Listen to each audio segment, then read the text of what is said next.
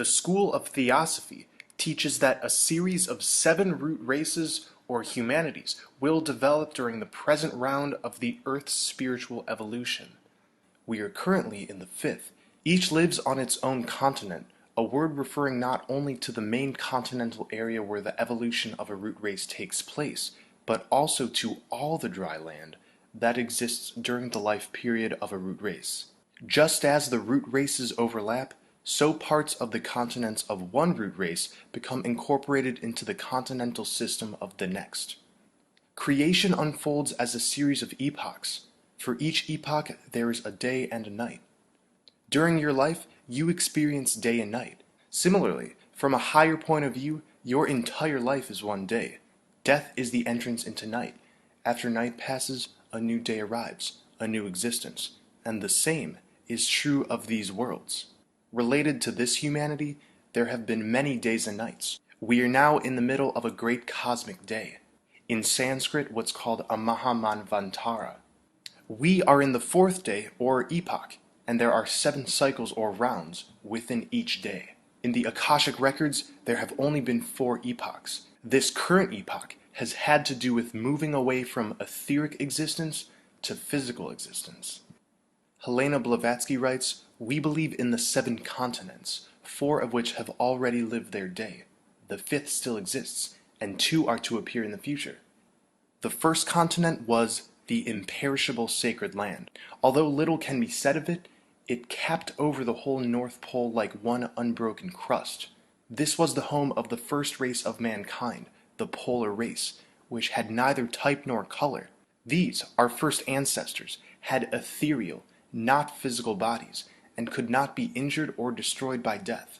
We can absolutely draw a parallel to Plato's account of an original race that was deathless and non-breeding.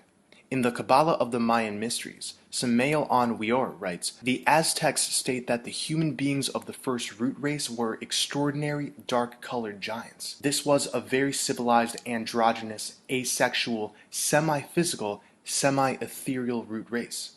The first root race lived on the sacred island situated in the North Polar Cap. That island still exists, yet it is in a jinn state within the 4th dimension. The second continent is very elusive. It's considered home of the second root race, the Greek Hyperborean race. Theosophical accounts say it extended southward and westward from the North Pole, but most others have identified the North Pole as Hyperborea's location, including René Guénon, Miguel Serrano, William Warren, and many others, not to mention the name itself, Hyperborea, refers to something beyond the aurora borealis, which shoots out of the center of our plane. So despite what Theosophy says, everything points to Hyperborea as being a polar continent. It's strange because in this way, it's very much related to the imperishable sacred land. And one must ask, is the second continent simply the first continent in a later time period? It's more than likely. After all, continents, as Blavatsky writes, has to do with all of the land in general inhabited during a root race's cycle. Let's go over to what Miguel Serrano has said in Na's Book of the Resurrection. He writes, "Hyperborea still exists, beyond the yellow sun and the black sun, in the ray of green light," suggesting that Hyperborea, once a continent existing at the North Pole, now has an etheric double within the realms of the green light, the aurora borealis. But this is pretty much what Samael Aun Weor wrote of the first continent. We'll resolve this later. The third continent is said to have stretched from the Indian Ocean to Australia, and this is known as Lemuria or Mu. This was when the gods walked the earth and mixed freely with mortals.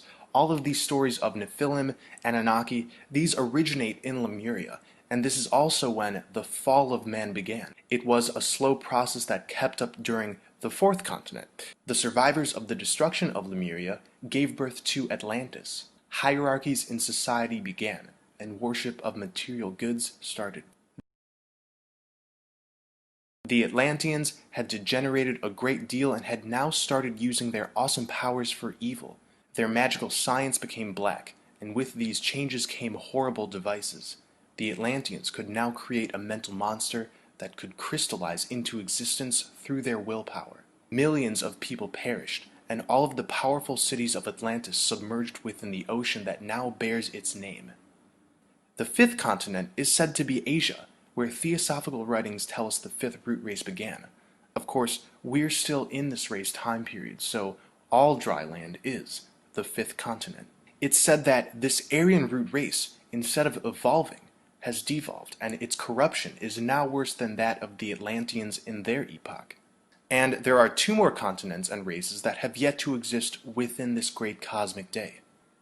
The account preserved in the book of Genesis can be interpreted to agree with Blavatsky's first four races. Genesis actually points to four different creation stories within one creation story. The first, the creation by the Elohim of a male and female spiritual Adam. The second creation story tells of a more materialized being made of the dust of the earth and placed in Eden, which in Theosophy is recognized as the polar homeland. The third creation story tells of the separation into sexes, and the last, the definitive entry into physical bodies and the exclusion from Eden. In this way, this great cosmic day can not only be seen as four races and four continents, but it's describing the devolution from light bodies to dense physical bodies. René Guénon's account of Hyperborea resembles Blavatsky's in many ways. According to Guénon, this current Adamic cycle, which Guénon believed to be now nearing its close, began in the Hyperborean land called Tula, a similar name to the Greek capital city of Hyperborea called Thule. It was the first and supreme center, the archetypal sacred island, and its situation was literally polar at the origin. What manner of beings lived there, Guénon does not say, but he gives one to understand that our cycle of humanity began there, identifying, you guessed it, Mount Meru at the center of the earth, whom Blavatsky herself said of, Meru, the abode of the gods, was placed as before explained in the North Pole. Meru is the high abode of the gods. If we are to put together what so many authors and mystics have written, it's clear that the North Pole has significance as a flourishing paradise. Although right now we cannot resolve the odd tension between the polar and Hyperborean race, but we can gather enough of an idea. In Blavatsky's cosmogony, the first root race was created from pure spirit, and again, lived at the North Pole. This sacred land is stated never to have shared the fate of the other continents because it is the only one whose destiny is to last from the beginning to the end.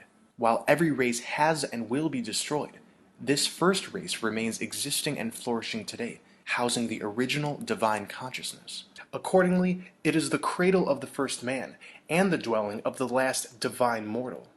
Blavatsky writes, if the teaching is understood correctly, the first continent which came into existence capped over the whole North Pole like one unbroken crust, and remains so to this day, beyond that inland sea which seemed like an unreachable mirage to the few Arctic travelers who perceived it. Terms such as the blessed land of eternal light and summer, and the land of the eternal sun, are throughout Theosophy literature, and this is referring to this continent and to the central sun, which neither sets nor rises in this imperishable land. Tibetan sacred texts speak of a mystical kingdom called Shambhala, where the most sacred of the Buddhist teachings are preserved. Both the Hindu and Buddhist traditions say it contains a magnificent central palace, radiating a powerful, diamond-like light. Buddhist texts say that Shambhala can only be reached by a long and difficult journey across a wilderness of deserts and mountains, and warn that only those who are called and have the necessary spiritual preparation will be able to find it. Others will only find blinding storms, empty mountains, or even death. One text says that the kingdom of Shambhala is round, but it is usually depicted as an 8-petaled lotus. I've said this before, a symbol of the heart chakra. Indeed, an old Tibetan story states that the kingdom of Shambhala is in your own heart.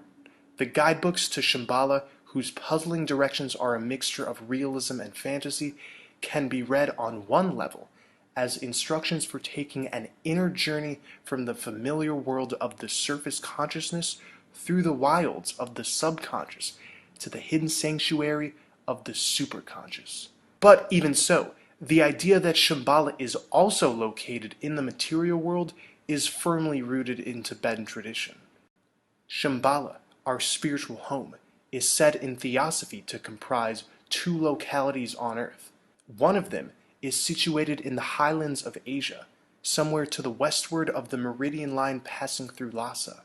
Long ago, this locality was a sacred island in a vast Central Asian inland sea, known as the Abyss of Learning, or Sea of Knowledge, and was accessible via subterranean passages. But there is also another holy location, alluded to in all the great exoteric religions. This spot is near what the Hindu Puranas call Mount Meru, what the Arabians call Mount Qaf, and what the Greeks call Mount Olympus. It is the North Pole.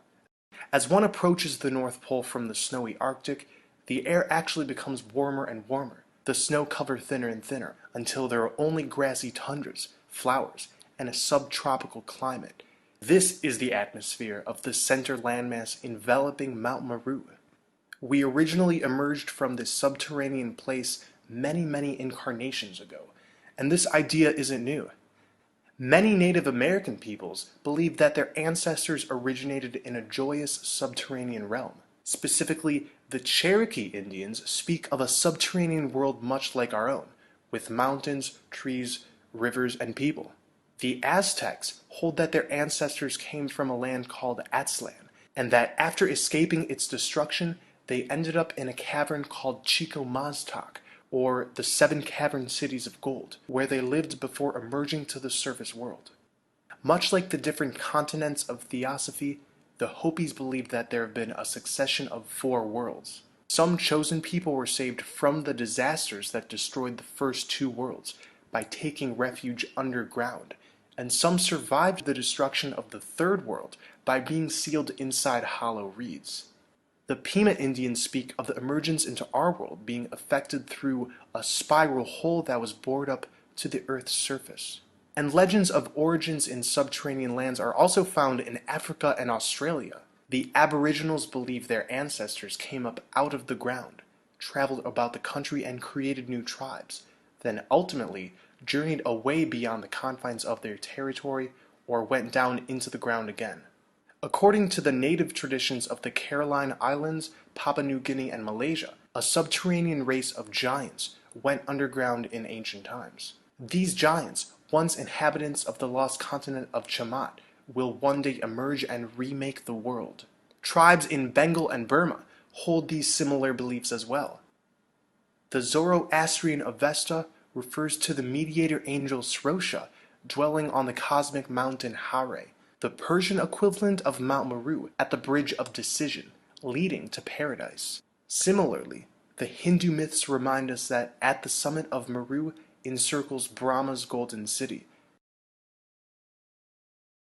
The Mandean Gnostics believed in an ideal version of Earth called Mishunya Kushta, an Earth of light, peopled by a divine race of superhumans, and this was situated in the far north, separated from our world by a high mountain. Mishunya Kushta was said to exist between heaven and earth, just like Mount Meru. In Mandean Gnosis, every being in the physical universe has its counterpart in the heavenly earth of Mishunya Kushta, inhabited by the descendants of a mystical Adam and Eve. When one enters Mishunya Kushta, one abandons his body and takes on the subtle body of his etheric alter ego. This is an internal process as much as it is external. Shambhala is in the heart, but it's also at the end of our compasses. What does this process look like 100%? I really can't say until we get there. But what's clear is there's definitely a stargate, a cosmic elevator at the North Pole, leading into an advanced civilization, and perhaps other realms. When we go through it, we have the ability to gain superhuman abilities dictated by the shedding of these dense physical body suits. This is the true second coming, the apocalypse, the return to Zion, the exodus, and the resurrection of the tree of life.